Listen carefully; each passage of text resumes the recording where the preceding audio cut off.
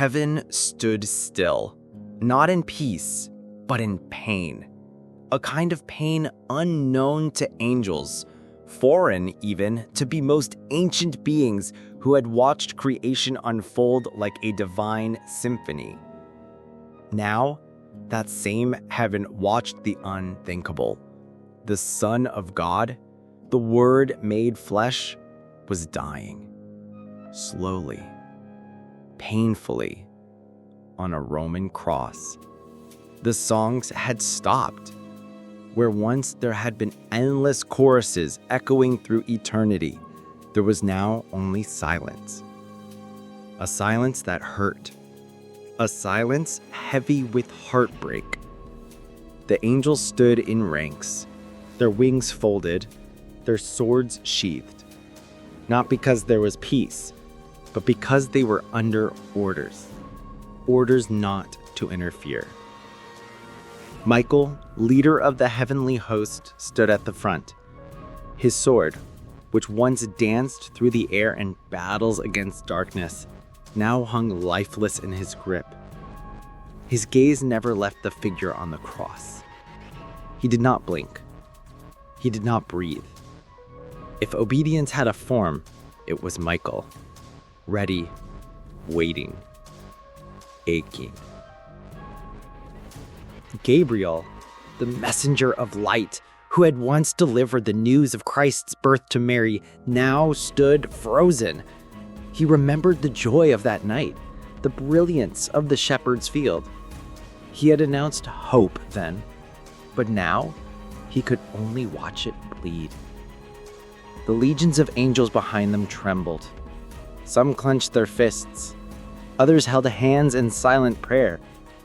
None of them understood the full weight of what was happening, but all of them felt it. The sky above Jerusalem was dark. The earth groaned. The veil of the temple trembled. And the sun, their beloved king, the delight of heaven, was suspended between two thieves. A younger angel whispered, barely audible in the cosmic hush, "Why does he not call us? Just one word and we would end this." Michael's voice, deep and calm, answered without turning his eyes, "Because this is not defeat. This is love." And so they watched. They watched as the nails pierced holy flesh, as the blood divine, blood eternal, stained the earth. They watched as soldiers mocked, as crowds jeered, as a crown of thorns was pressed into the brow of the one who wore the crown of the cosmos. Heaven wept. Yes, angels do not cry like mortals, but that day, they did. Tears not of fear or confusion, but of reverence and sorrow. A sorrow so pure it made the stars flicker in the sky. Even the sun refused to shine, cloaking itself in mourning. The Father, seated on the throne, looked upon it all. His heart burned, not with anger, but with agony. Yet his eyes did not turn away, not for a second. He saw every wound, heard every insult, felt every lash, and allowed it. Why? Because he loved. Because the Son, before the foundations of the world, had agreed to this. And now, it was being fulfilled. Father, forgive them. They know not what they do. When Jesus spoke those words, the angels gasped, not because they doubted his mercy, but because even in death, even in torture, his first thought was to plead for humanity, for those who mocked him, for those who nailed him, for those who had forgotten him. They remembered Eden, They remembered when man first turned away from God, when the beauty of creation was tainted by rebellion. They remembered the sword placed at the garden's entrance, the beginning of separation. But now, they saw the path back being carved through suffering. They saw bridges being built through blood, and they understood. For centuries, they had watched humans stumble in darkness, choosing sin over salvation, pride over humility, idols over the living God. Now, that same God was hanging between heaven and earth, bearing the weight of it all. And then it came. It is finished. The words echoed not only across Golgotha, but through the dimensions of heaven and hell. The veil tore, the earth shook, the dead stirred, and the sky cried out. Jesus died. The King of Kings was still, and heaven fell to its knees. Michael dropped his sword. Gabriel closed his eyes. The angels who had sung at creation now covered their faces. For 3 days, no sound left their mouths. No movement, no battle, no praise. Only the rhythm of sorrow. But sorrow wasn't the end. On the 3rd day, something shifted. In the silence, hope stirred. The tomb that held the body of Jesus trembled, not with decay, but with destiny. From heaven, a light descended. A command was given not to destroy, but to awaken. Jesus opened his eyes. Not in weakness, not in confusion, but in victory. The marks on his hands glowed with glory. His breath, divine and deliberate, broke the silence of death. He rose, and heaven rejoiced. The angels, once still, now sang with such force that stars trembled in their places. The Lamb who had been slain was alive. The Lion had conquered.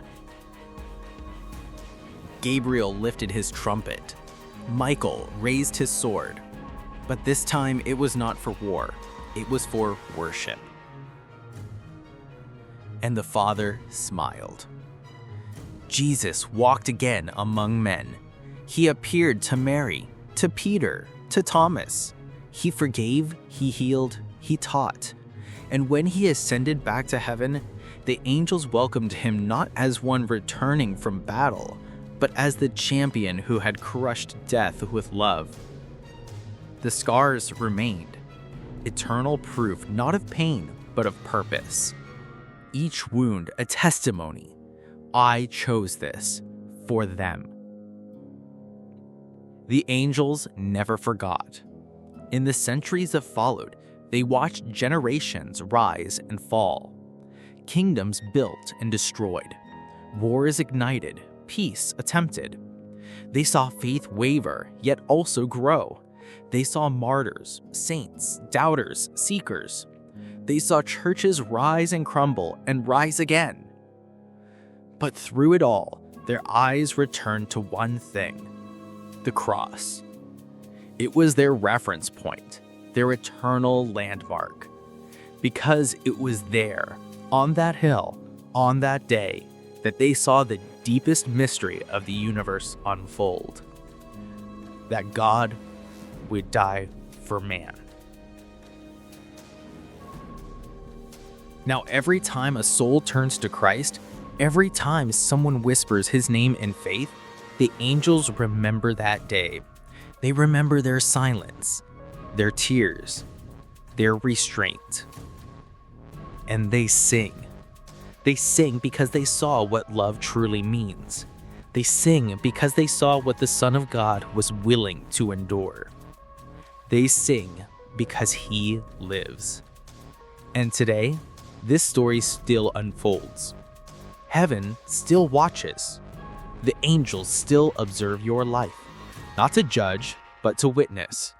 Every time your heart breaks, every time you cry out to God, every time you feel unseen, unworthy, unloved. They remember the cross. They remember what the Son of God did for you. And they wait.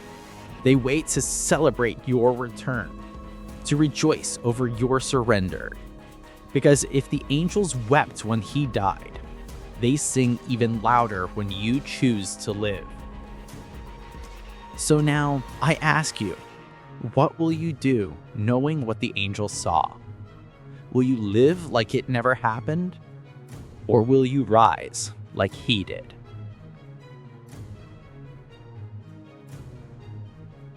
If this story touched your soul, share it.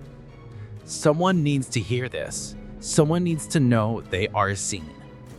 And if you haven't yet, subscribe to this channel. Here we dive deep into the beauty, the pain, and the glory of the greatest love story ever told. Let the angels see what comes next in your life, because the sky is still watching and heaven is still singing.